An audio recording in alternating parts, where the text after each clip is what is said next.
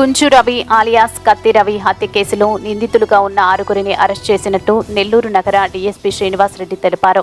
Balaji Nagar police స్టేషన్లో ఆయన media సమావేశం ఏర్పాటు చేశారు. ఈ సందర్భంగా ఆయన మాట్లాడుతూ అరవభూమి సుజీ కృష్ణ ఆలియాస్ చింటూ భార్యను అసభ్యకరంగా ఫోన్లో మాట్లాడడం వల్ల ఈ హత్య జరిగినట్టు డీఎస్పీ పేర్కొన్నారు. చింటూను రవి హత్య చేస్తారని అనుమానంతో మిగిలిన 5గురు చింటూ స్నేహితులు కావడం వల్ల ముందుగానే గుంజి రవిని హత్య చేసినట్టు విచారణలో వెల్లడైంది.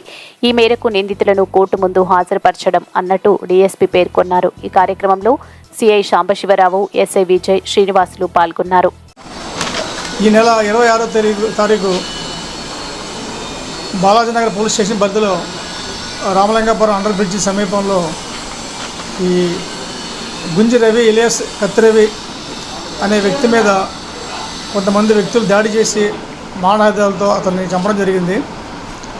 ఈ కేసు దర్యాప్తులో ఈ చనిపోయిన గుంజి రవి ఇలియాస్ కత్తి రవి అనే వ్యక్తి గతంలో అనేక కేసుల్లో ముద్దాయిలుగా ఉన్నాడు.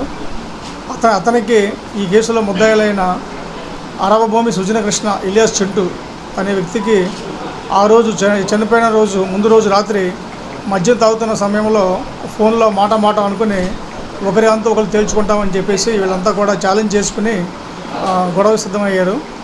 ఆ సందర్భంగా ఇతను రైల్వే అండర్ బ్రిడ్జ్ దగ్గర ఉన్న సమయంలో ఈ ముద్దాయిలైన లక్ష్మీశెట్టి సాయి తేజ ఇలియాస్ కమ్మసాయి, వాడపల్లి వెంకటేష్ ఇలియాస్ వెంకిడాన్, ఈ అరవభూమి సుజన కృష్ణ ఇలియాస్ చింటూ, ఆసారం వంశీకృష్ణ ఇలియాస్ వంశీ ఇలియాస్ నిప్పోసాయి, తమ్మిరెడ్డి పవన్ కుమార్ ఇలియాస్ పవన్, మల్లినారాయణ ఈ 6గురు కూడా 2 బైకుల మీద వీళ్ళు కత్తులతో వచ్చి అతనిపై దాడి చేయడం జరిగింది.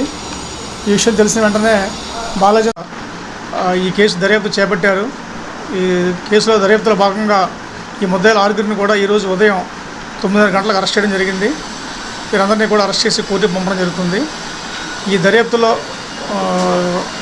ప్రతిభ కనపరిచి వెంటనే ముద్దాయిలను 3 డేస్లో ముద్దాయిలందరినీ పట్టుకుని అరెస్ట్ చేసిన సిఏ సాంబశివరావు గారిని, ఎస్ఐ గారిని, శ్రీనివాస్ గారిని, వారి సిబ్బంది అందరినీ కూడా జిల్లా ఎస్పీ శ్రీ కృష్ణకాంత్ గారు అభినందించారు.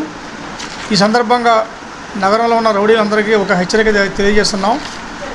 వీళ్ళంతా కూడా వాళ్ళ పనులు చేసుకుంటూ బుద్ధిగా ఉన్నంతకాలం వాళ్ళ జోలికి రాము మేము.